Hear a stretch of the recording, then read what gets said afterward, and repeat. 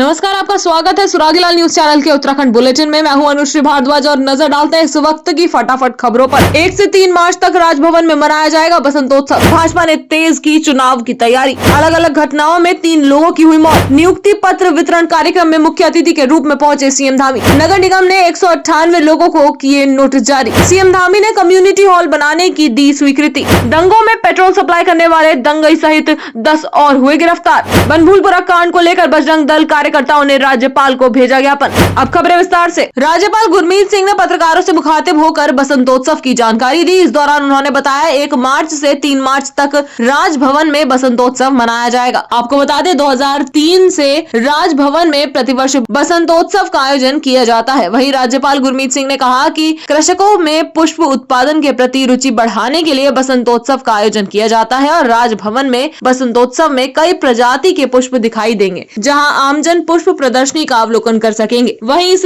3 दिवसीय प्रदर्शनी में लगभग 35 विभागों द्वारा प्रतिभाग किया जाएगा और तीनों दिन शाम को 1 घंटे सांस्कृतिक संध्या का भी आयोजन किया जाएगा। देहरादून से संवाददाता सुनील राज की रिपोर्ट। भाजपा ने तेज की चुनाव की तैयारी। आपको बता दें 28 फरवरी को राष्ट्रीय अध्यक्ष जेपी नड्डा देहरादून पहुंचेंगे। वहीं नड्डा से एक दिन पहले राष्ट्रीय महासचिव संगठन बीएल संतोष भी देहरादून पहुंचेंगे और पार्टी के प्रदेश पदाधिकारी के साथ कई दौर की बैठक करेंगे। साथ ही राष्ट्रीय अध्यक्ष जेपी नड्डा संगठन की कई अहम बैठकों में प्रतिभाग कर चुनावी रणनीति को अंजाम देंगे। संगठन स्तर पर कई बैठकों का कार्यक्रम तैयार किया जा रहा है। बता दें बीजेपी 15-20 दिनों में प्रत्याशियों का भी कर सकती है ऐलान। देहरादून से संवाददाता सुनील राज की रिपोर्ट।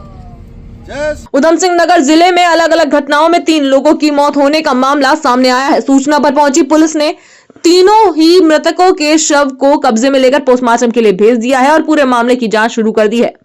दरअसल पहला मामला गदरपुर थाना क्षेत्र का है, जहां एक तेज रफ्तार बाइक अनियंत्रित होकर नहर में गिर गई, जिसमें बाइक पर सवार एक युवक की मौत हो गई जबकि 2 लोग घायल हो गए। वहीं दूसरा मामला दिनेशपुर थाना क्षेत्र के जयनगर का है, जहां अज्ञात वाहन ने मॉर्निंग वॉक पर निकले वृद्ध को कुचल दिया, जिससे वृद्ध की मौके पर ही दर्दनाक मौत हो गई। वहीं तीसरा मामला रुद्रपुर कोतवाली क्षेत्र के आदर्श कॉलोनी का है, जहां पर एक युवक ने अपने किराए के मकान में फांसी लगाकर खुदकुशी कर ली। मृतक का नाम गौतम सिंह पुत्र कुंदन सिंह बताया जा रहा है। रुद्रपुर से संवाददाता दुर्गेश तिवारी की रिपोर्ट। देखिए कल 2 अलग अलग घटनाओं में एक पहली घटना जो घटी उसमें थाना गदरपुर का ये मामला है। उसमें जो है 3 लड़के एक बाइक पे सवार होने की सूचना हमें मिली थी और इनका रात में 12:30 के आसपास जो है नहर में गिर के ये इनकी मृत्यु होने की एक की इसमें डेथ हुई है और 2 जो है नॉर्मल रूप से घायल थे और दोनों को मतलब कोई चोटें गंभीर चोटें नहीं है। एक व्यक्ति की इसमें डेथ हुई है और प्रारंभिक जो जानकारी है उसमें ये आ रही है कि ये तीनों तेज रफ्तार बाइक पे जा रहे थे और ये नहर में गिरने की वजह से इसमें जो है एक व्यक्ति की मौत हुई है और इसमें अग्रिम कार्रवाई हो रही है। पंचायतनामे और पोस्टमार्टम की कार्रवाई चल रही है। अभी तक इसमें कोई तहरीर नहीं है।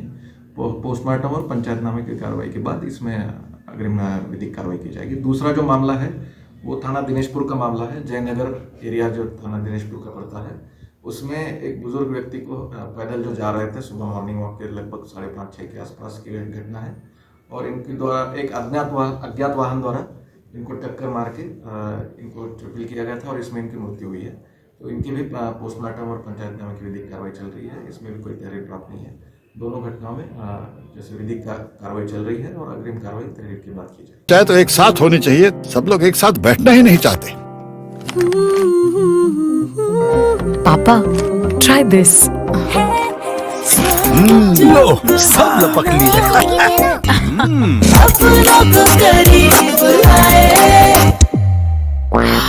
ये क्या हाल कर दिया है रूम का? बस कल से चाय मेरे रूम में। देवर पर नमकीन। देहरादून स्थित हिमालयन सांस्कृतिक केंद्र गढ़ी कैंट नीबूवाला में नियुक्ति पत्र वितरण कार्यक्रम का आयोजन किया गया, जिसमें मुख्यमंत्री पुष्कर सिंह धामी ने बतौर मुख्य अतिथि शिरकत की। इस मौके पर सीएम धामी व मंत्री सुबोध उनियाल ने वन व तकनीकी शिक्षा विभाग में चयनित 996 सहायक लेखाकारों व वन आरक्षियों को नियुक्ति पत्र बांटे। देहरादून से संवाददाता सुनील राज की रिपोर्ट। आएंगे आराम से। देखिए 996 के आसपास लोगों को आज वन विभाग और तकनीकी शिक्षा विभाग में नौकरी दी गई, जिसमें 90% से ज्यादा उपस्थिति रही और जो वन विभाग की सबसे शुरुआती है फॉरेस्ट गार्ड में, 900 के आसपास फॉरेस्ट गार्ड्स और जो सहायक लेखाकार करीब 59 वन विभाग में और करीब 49 के आसपास तकनीक शिक्षा विभाग में उनका ड्यूटी देने का काम किया गया। निश्चित रूप से इससे कार्य क्षमता बढ़ेगी विभागों की, और कार्य क्षमता बढ़ेगी तो निश्चित रूप से विकास की गति में और इसका इजाफा होगा। और वनों को चाहे ह्यूमन वाइल्ड लाइफ कॉन्फ्लिक्ट हो, चाहे वनाग्नि की घटनाएं हो, चाहे इलीगल फेलिंग हो, इन पर प्रभावी अंकुश लगाने में हम सफल होंगे। काफी अच्छा दिन था आज। हम करीब 890 फॉरेस्ट गार्ड हमारे विभाग में आए हैं और करीब 59 सहायक लेखाकार जो हैं। तो विभाग में फॉरेस्ट गार्ड की और अकाउंट ब्रांच में लोगों की बहुत कमी थी, तो इससे निश्चित ही जो है वो हमारे जो ह्यूमन रिसोर्स है उसमें बढ़ोतरी हुई है। और निश्चित ही ह्यूमन रिसोर्स अगर अच्छा है तो आपका विभाग में भी जो है वो उन्नति होगी। तो बहुत ही अच्छा दिन है विभाग के लिए। इतने सारे लोग एक साथ जो है वो सबको हमने इंडिविजुअली कनेक्ट करके और इंडिविजुअल सबसे बात करके इनवाइट किया और अच्छा कार्यक्रम। हाईकोर्ट में दायर याचिका के आदेश पर अतिक्रमण को लेकर नगर निगम ने काशीपुर बाईपास, किच्छा बाईपास और सिविल लाइन डॉक्टर कॉलोनी में 198 लोगों को नोटिस जारी किया है। रुद्रपुर से संवाददाता दुर्गेश तिवारी की रिपोर्ट। नगर निगम क्षेत्र में 2018 में जो अंदर शहरी क्षेत्र है, मार्केट का एरिया है, वहाँ पर अतिक्रमण कंप्लीट हटा दिया गया था। अभी भी कुछ इलाके जो बेसिकली बाईपास है, काशीपुर बाईपास है, किच्छा बाईपास है, उसके अलावा कुछ इलाके थे जो तत्कालीन समय पर जिनको नहीं हटाया गया था, तो वो उनको अब इस वक्त हम नोटिस दे रहे हैं। और 198 इंक्रोचर्स तो वो हैं जो काशीपुर बाईपास रोड पे हैं। उनको 15 डेज का टाइम दिया गया है कि अगर उनको कुछ कहना हो तो अपनी बात वो रिटर्न में भी कह सकते हैं। और उनको ये भी बताया गया कि अब अगले 15 दिनों के अंदर अपने वाला हिस्सा जो इंक्रोचमेंट सड़क में आ रहा है वो अपने हाथ स्वयं हटा लें, और नहीं तो वो डिमोलिश होगा, फिर जो लॉस ऑफ प्रॉपर्टी होगा वो उन्हीं से वसूला जाएगा। उत्तराखंड के मुख्यमंत्री पुष्कर सिंह धामी ने उधम सिंह नगर जनपद के किच्छा में कम्युनिटी हॉल बनाने की स्वीकृति दे दी है और सीएम धामी की ओर से कम्युनिटी हॉल बनाने का जीओ भी जारी कर दिया गया है। जानकारी देते हुए किच्छा के कांग्रेस विधायक तिलकराज बेहड़ ने बताया कि उनके द्वारा किच्छा विधानसभा से संबंधित 10 प्रमुख मांगों को लेकर सीएम धामी को प्रस्ताव भेजा गया था, जिसमें प्रथम मांग किच्छा में कम्युनिटी हॉल बनाए जाने की गई थी। किच्छा से संवाददाता राजू सहगल की रिपोर्ट। किच्छा की आबादी बढ़ रही है लगातार। पिछले समय रुद्रपुर में शेड्यूल के बाद यहाँ भी आबादी बढ़ी है। किच्छा के आसपास एम्स आ रहा है और बहुत सारी चीजें यहाँ पर हो रही हैं। तो मैंने मुख्यमंत्री जी ने मुझसे 10 काम बड़े मांगे थे, सबसे मांगे थे, विधायकों से 70 के 70। तो उसमें से एक मेरा कम्युनिटी हॉल भी किच्छा का मुख्य था एक, तो उसका शासनादेश उन्होंने कर दिया है, मुख्यमंत्री घोषणा में शामिल कर दिया। मैं मुख्यमंत्री का आभारी हूँ और उसको हम धरातल पर उतारना चाहते हैं। जिलाधिकारी से मैं मिला हूँ, भूमि उपलब्ध की बात की है उन्होंने। परगना अधिकारी को भूमि उपलब्ध करने के लिए मेरे सामने कहा है। जैसी जमीन मिल जाएगी, जैसे रुद्रपुर के अंदर हमने कम्युनिटी हॉल की स्थापना की थी पंडित जवाहरलाल नेहरू जी के नाम से, वो तो मैंने सारा विधायक निधि से, नगर पालिका से, एमपी निधि से, राज्यसभा मेंबर ने पैसा दिया था और कुछ सरकार ने 60-70 लाख रुपए दिए थे। तब तो कीमत बहुत कॉस्ट बढ़ गई है निर्माण की। ऐसे ही उसी तर्ज पे रुद्रपुर किच्छा में एक बढ़िया कम्युनिटी हॉल बनाया जाएगा, उससे भी अच्छा बनाया जाएगा रुद्रपुर से जो मैंने बनाया था। तो एक बनाया जाएगा जो खुशी, गमी, राजनीतिक, सामाजिक, धार्मिक, सांस्कृतिक कार्यक्रमों के लिए उपयोग में आएगा। इस तरह का तर्ज पर एक किच्छा में कम्युनिटी हॉल का निर्माण अगला जो वित्तीय वर्ष होता है 24-25 का आ रहा है, लोकसभा चुनाव के बाद वित्तीय वर्ष तो मार्च के बाद शुरू हो जाता है, उसमें हम इसकी स्वीकृति लाकर काम कर रहे हैं। चाहे तो एक साथ होनी चाहिए, सब लोग एक साथ बैठना ही नहीं चाहते। पापा, try this. लो, सब लपक लिए।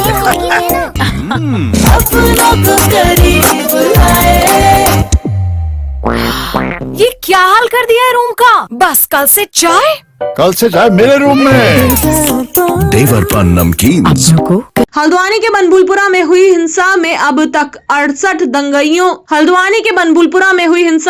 68 दंगई गिरफ्तार हो चुके हैं। एसएसपी प्रहलाद मीणा ने जानकारी देते हुए बताया कि बनभूलपुरा हिंसा में आज 10 और दंगइयों को पुलिस ने गिरफ्तार किया है। वांटेड चल रहे 6 दंगइयों में से 2 मुख्य दंगई तस्लीम और वसीम को भी गिरफ्तार कर लिया गया है। इनके पास से पीएससी जवानों से लूटे गए 2 कारतूस भी बरामद किए गए हैं और साथ ही पेट्रोल बम बनाने के लिए दंगइयों को पेट्रोल सप्लाई करने वाला अरबाज भी गिरफ्तार किया गया है। आपको बता दें, एसएसपी ने बताया कि अब तक बनभूलपुरा हिंसा में 68 दंगइयों की गिरफ्तारी हो चुकी है। हालांकि मुख्य साजिशकर्ता अब्दुल मलिक अब भी पुलिस की गिरफ्त से बाहर है। हल्द्वानी से संवाददाता दीपक अधिकारी की रिपोर्ट।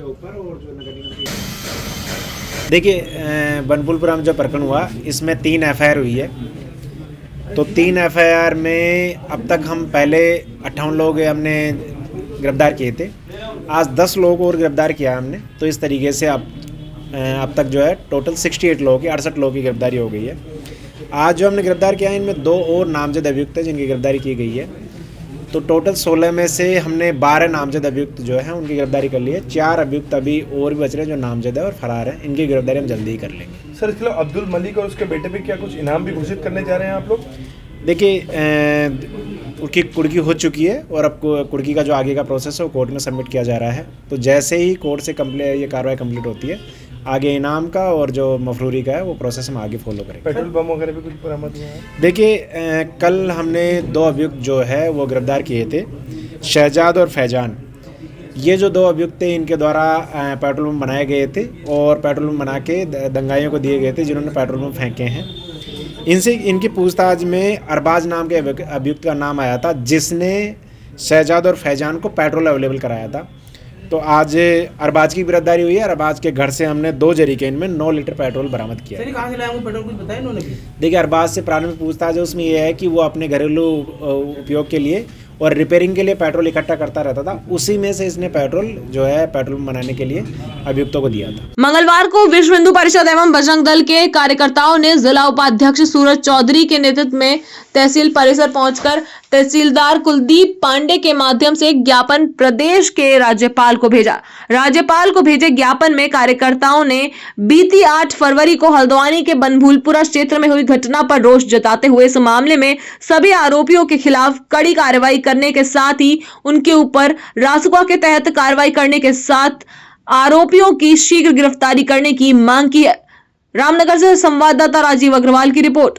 भय बना हुआ है लोगों को उत्तराखंड। आज विश्व हिंदू परिषद बजरंग दल रामनगर द्वारा एसडीएम महोदय के माध्यम से राज्यपाल को ज्ञापन भेजा गया, जिसमें बनभूलपुरा में बीते कुछ दिन पूर्व में जो घटनाक्रम रही, जिसमें माननीय उच्च न्यायालय के आदेश पर प्रशासन की टीम अवैध मदरसे को गिराने गई, उस पर पथराव हुआ, पत्रकारों पर पथराव हुआ, जो महिला मातृशक्ति बहनें हैं उनकी वर्दी फाड़ दी गई।